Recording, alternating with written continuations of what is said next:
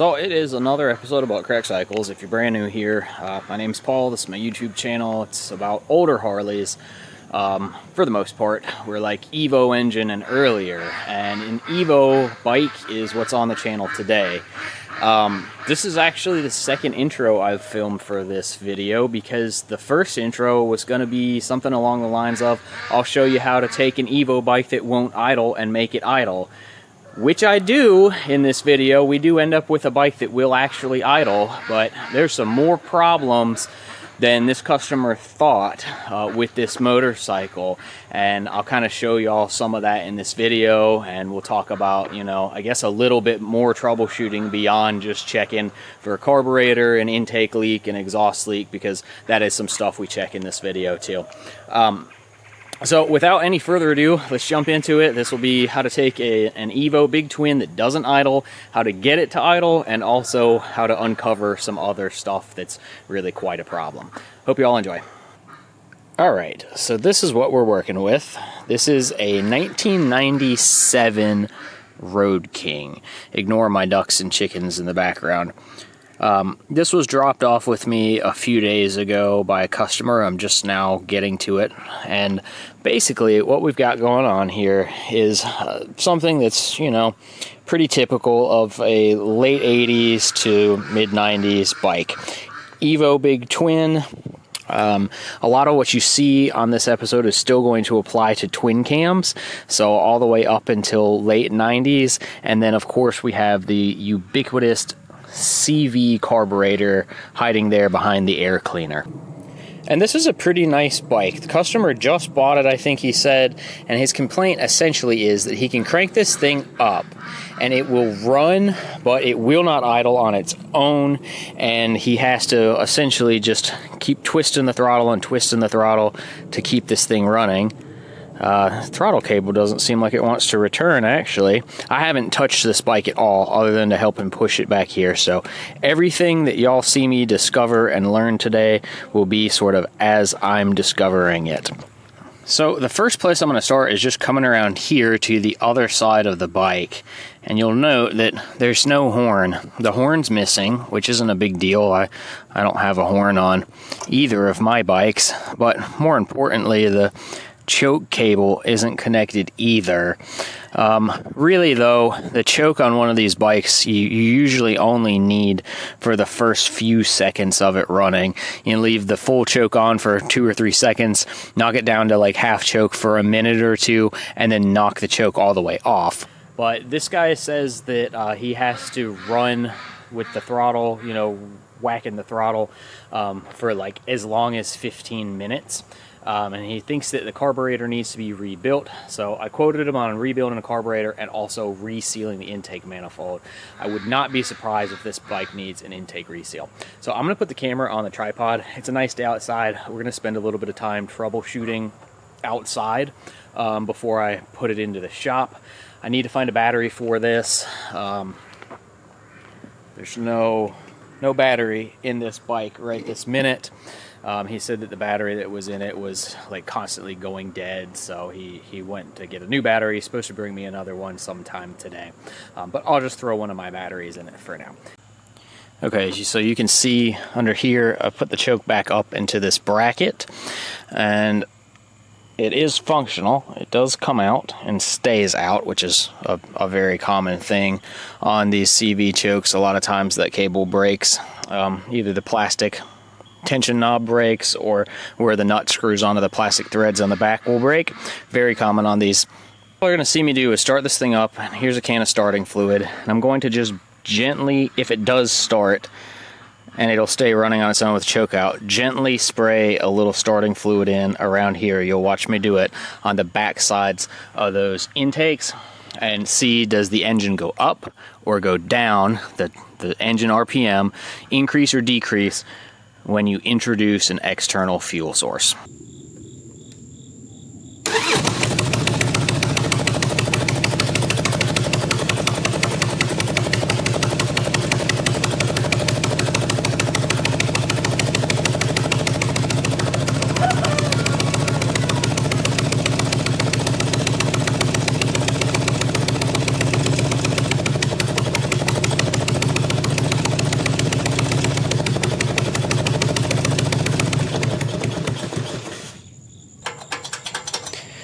there's no nut on that rear cylinder head exhaust flange, and so that exhaust gasket is completely blown out.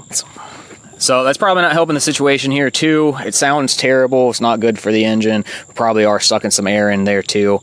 Another quick thing I noticed also is right there on that primary, we're missing a bolt right down there. So I'm gonna get this thing in the shop and we'll get started working on it. So the first thing I did was remove the air cleaner cover and then remove the air cleaner itself. And then this gets you down to the air cleaner backing plate, which on these bikes is actually pretty important. I'll show you why later.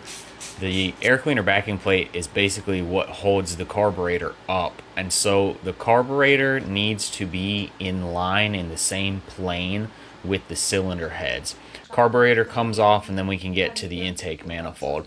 The outside, the exhaust side bolts are pretty easy. You can get them with an Allen key. The other side ones are hard to get to. You either need a cut down Allen. These already had been converted to bolts, but once the intake's off, you can see these seals were just toast. Probably some of the worst set of intake seals I've seen in quite a while. So we threw those in the trash, put a new set of OEM Harley seals. I recommend getting these from the dealership or using the James seals. Don't use any of the Chinese Amazon stuff. Put a little bit of grease or chapstick or some kind of lube, and then take an angle finder and square the intake manifold to the cylinder heads. Like I said, these all need to be within like 1 degree of each other. With that taken care of and tightened down, double check it, I take the exhaust off. I couldn't get the front and rear pipe to separate. This actually was a huge pain. So I ended up having to pull the whole thing as one unit and separate the pipes in the floor, which kind of sucked. Once that was taken care of, I was able to yank the exhaust gaskets out, put new exhaust gaskets in front and rear cylinders, press them in with a little tool, and then we were ready to start this bike up again.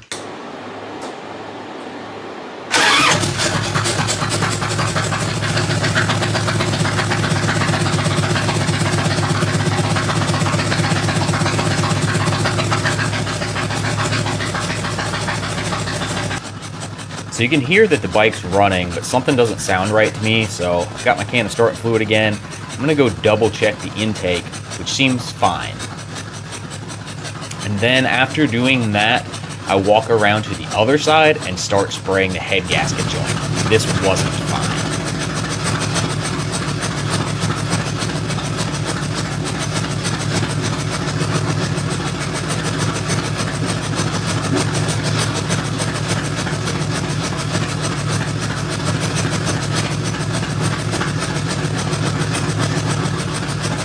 So I've backed the bike out, I rode it up and put it in the driveway. I called the customer, talked to him on the phone, and basically where we're leaving this one is, as y'all saw in those last couple of clips, you can take a can of starting fluid and spray it around the head gasket and get that engine to rev up. You could maybe hear it. I don't know how well it comes through on camera, both the increase in RPM and there's sort of still like a